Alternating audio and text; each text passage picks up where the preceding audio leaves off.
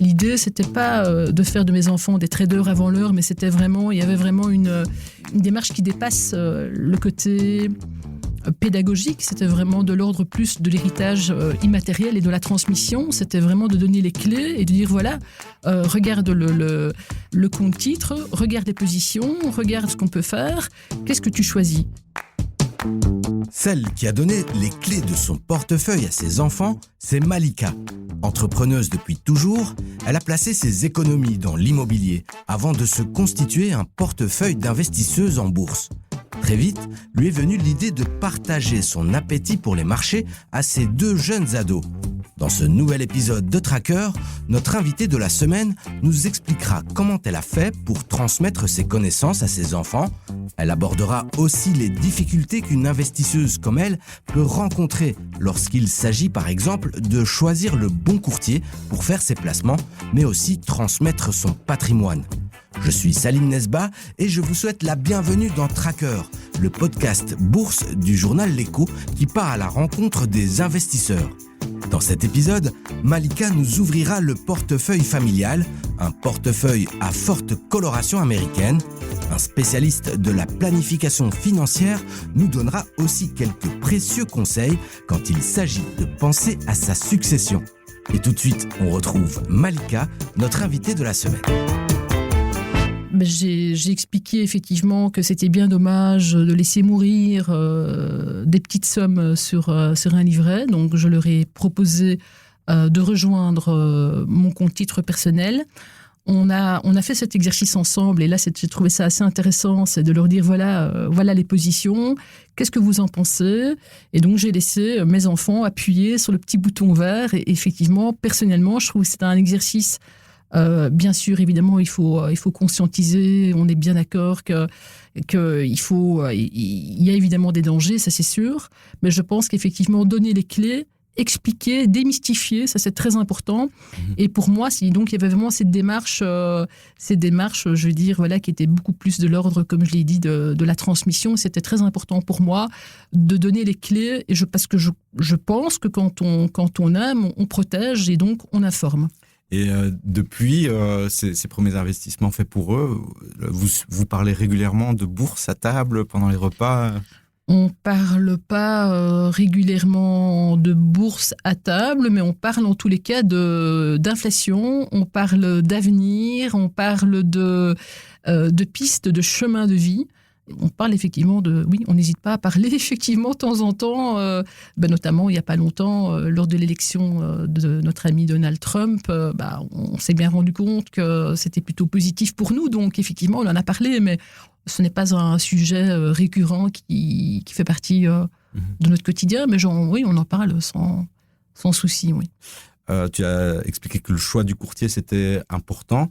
Très important. C'était la montagne la plus dure à passer ou il y avait d'autres blocages ou d'autres choses qui freinaient L'investissement boursier, effectivement, à titre personnel, ça m'a jamais freiné, mais c'est une petite musique qui infusait en moi, mais comme pour tout dans la vie, je pense qu'il n'y a pas d'autre chemin que de prendre du temps. Donc, il faut vraiment investir du temps. Je crois que c'est le premier investissement. Et effectivement, c'est pas une montagne, mais on est très seul dans la mesure où, si vous prenez des informations, si vous lisez la presse, on comprend très vite qu'on est seul dans la mesure où le monde financier est truffé de conflits d'intérêts, tout simplement. Et que face à ce flux d'informations, vous êtes seul. Donc, le meilleur moyen de dire « Ok, ce courtier est fait pour moi en toute objectivité », il n'y a pas d'autre chemin que, malheureusement, que immersion, observation, peut-être conviction, forte ou moins forte, et puis décision. Et donc ça, c'est vraiment quelque chose, on est tout seul. Donc, une fois qu'on y est, on est encore tout seul. Le courtier, c'est pas le plus difficile, mais en tout cas, c'est quelque chose de fondamental, parce que ça fait toute la différence, en fait. Surtout le service client. Imaginez, vous débutez dans le domaine boursier, et vous avez un service client qui ne vous répond pas, ce qui m'est arrivé. Et puis, vous avez le choix, vous avez un autre courtier qui, lui, a un service de 8h du matin à 22h, avec une équipe souriante, sympathique. Le choix est vite fait. Alors, évidemment, ce n'est pas suffisant, il faut cocher d'autres cases, notamment la diversité et la grille tarifaire. Mais pour moi, la case à cocher par excellence, c'est vraiment la réactivité. Et ça, c'est comme ça que les courtiers ont été malheureusement, pour certains, éliminés assez rapidement. J'allais te dire, pour moins de solitude, par exemple, nous, on a créé un groupe Facebook qui s'appelle Les Traqueurs de l'écho, où il y a plus de 5000 personnes qui discutent des marchés. C'est pour se sentir moins seul, mais c'est pas forcément là qu'on va trouver aussi la vérité ou les réponses précises à ces questions. Certainement. Il y a beaucoup de choses qu'on doit faire soi-même et qu'on doit faire valider quand même par des professionnels, quels qu'ils soient.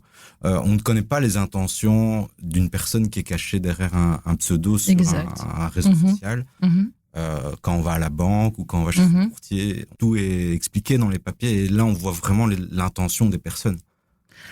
Dans la banque, malheureusement, tout est expliqué, comme tu dis, mais le but d'une banque, c'est pas une œuvre philanthropique, donc si déjà, il y a suffisamment d'études qui ont prouvé que les frais, ces fameux frais, sur une période plus ou moins longue, ça représente des montants colossaux.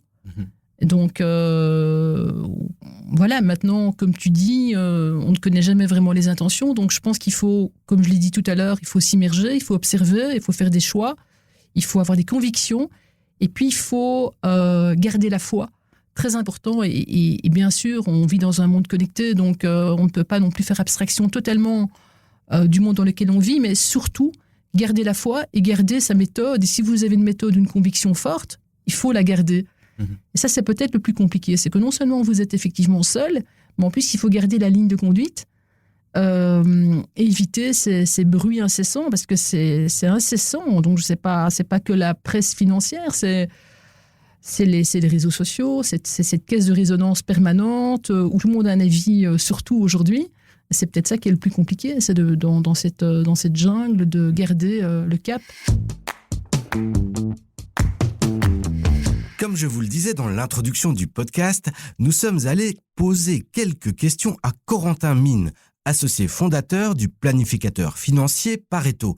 Nous diffuserons également ce vendredi un épisode bonus d'où sont extraits les quelques conseils qu'il partage avec nous. Nous, notre conseil serait de dire, voilà, si c'est de l'argent qui émane de vous, si c'est une somme que vous souhaitez pouvoir mettre un jour à disposition de votre enfant et c'est tout à fait raisonnable et compréhensible, vous souhaitez l'investir en bourse, investissez-le à votre nom à vous. Ne mettez pas ça encore au nom de l'enfant, parce que ça va complexifier la donne, ça va pas vraiment apporter de gains quelconques, et à ses 18 ans, vous pouvez à ce moment-là vous reposer la question, ok, est-ce que je fais passer le compte titre ou autre à son nom? Vous en discutez avec lui, voilà, en fonction des circonstances du moment, en fonction de la maturité de votre enfant par rapport à tout ça. Et rien ne vous empêche, avant ses 18 ans, de déjà faire ça, je dirais, en duo ou avec lui, ou lui expliquer, l'éduquer par rapport à ça. Il est clair que si on parle d'un petit compte à vue ou autre, ça c'est différent, hein. Mais dès lors qu'on parle de placement plus à risque, ça va complexifier la donne pour un intérêt qui, ma foi, reste à démontrer. Le seul intérêt à mes yeux qui pourrait exister, c'est quand on parle de montants très très importants, où à la clé il y a également une problématique successorale. Pour ceux qui disposent de patrimoines familiaux importants et qui veulent déjà les transmettre, là on est bien d'accord que le mettre déjà au nom du mineur pour anticiper un éventuel décès ou autre a plus de sens. Mais il faut qu'on parle quand même de sommes qui deviennent assez conséquentes, et il faut s'interroger sur quelle économie successorale il y a à la clé. Si c'est pour gagner 1 ou 2 ou 3%, j'en vois pas trop l'intérêt. Si on parle de 30% sur un portefeuille de plusieurs millions, c'est clair qu'à ce moment-là, se poser la question, dire ok, je place au nom du mineur et je vais chercher une gestion plus personnelle en bourse, oui. Et là, vous aurez des plateformes, des banques, des gestions discrétionnaires qui vont pouvoir vous épauler et vous guider vers ça.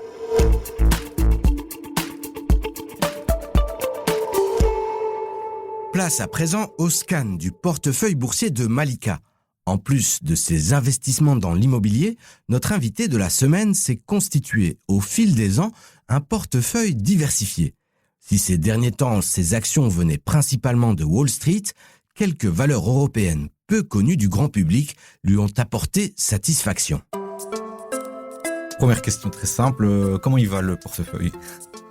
Comment va le portefeuille ? Mais le portefeuille va bien, évidemment, parce que je pense que c'est une pluralité en fait de choses. C'est-à-dire la première, comme on en a parlé tout à l'heure, c'est que y a personne n'ignore qu'on a la chance d'être dans un marché haussier depuis 2 ans.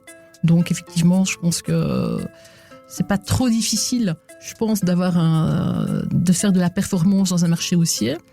Et donc le portefeuille va bien. Et quel est l'objectif et l'horizon de temps de ce portefeuille ?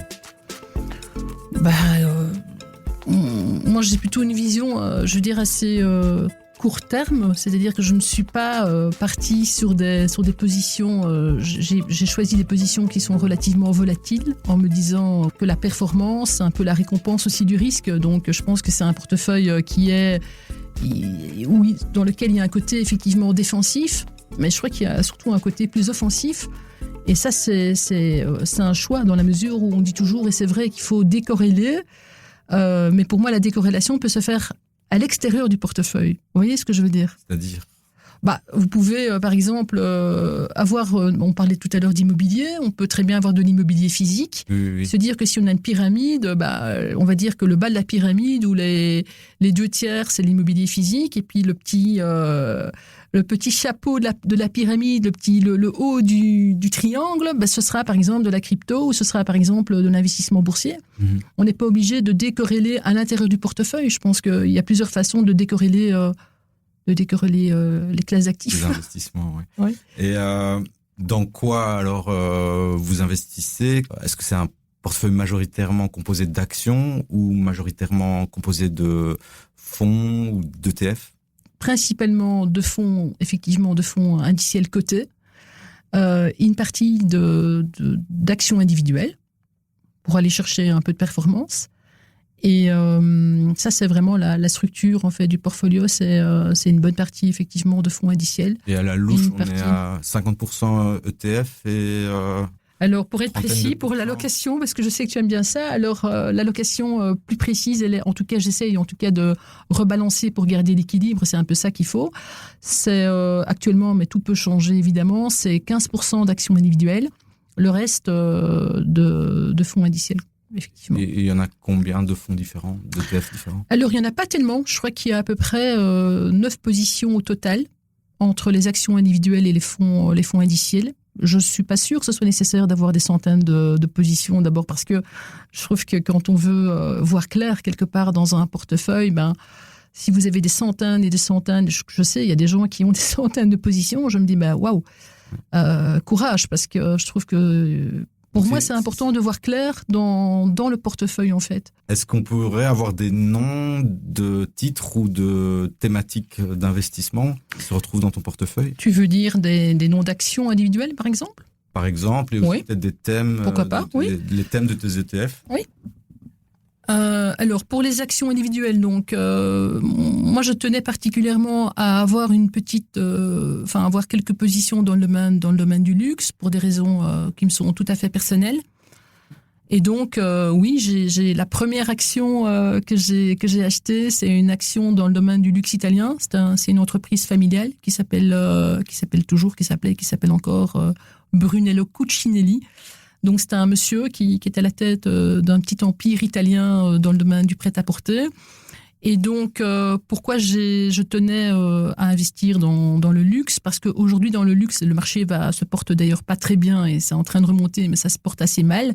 C'est que je me suis dit que tant qu'à investir dans le luxe, je voulais absolument éviter les entreprises, je ne veux pas citer des noms, mais des entreprises qui ont cédé au conglomérat c'est ça, aux sirènes du conglomérat, parce qu'il y a beaucoup d'entreprises de luxe qui ont été absorbées par des groupes. Je pense que c'est très compliqué d'être performant dans le luxe. C'est déjà compliqué d'être performant, mais en plus quand on est un conglomérat de marques. Et donc je ne crois pas trop. Je pense que la singularité dans ce domaine est importante et de garder une identité et si possible des entreprises qui ont une identité très forte, une singularité. Qu'est-ce qui est américain alors dans ton portefeuille ? Alors on va faire simple. Donc moi j'ai des actions dans le domaine du luxe italien, notamment. Il y a encore d'autres actions aussi dans d'autres secteurs. aussi.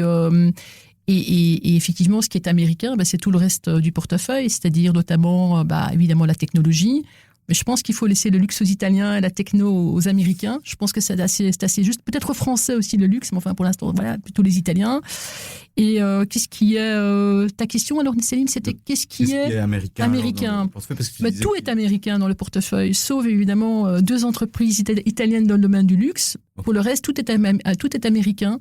C'est-à-dire les fonds en technologie, des fonds en small cap américains, en tout cas pour l'instant.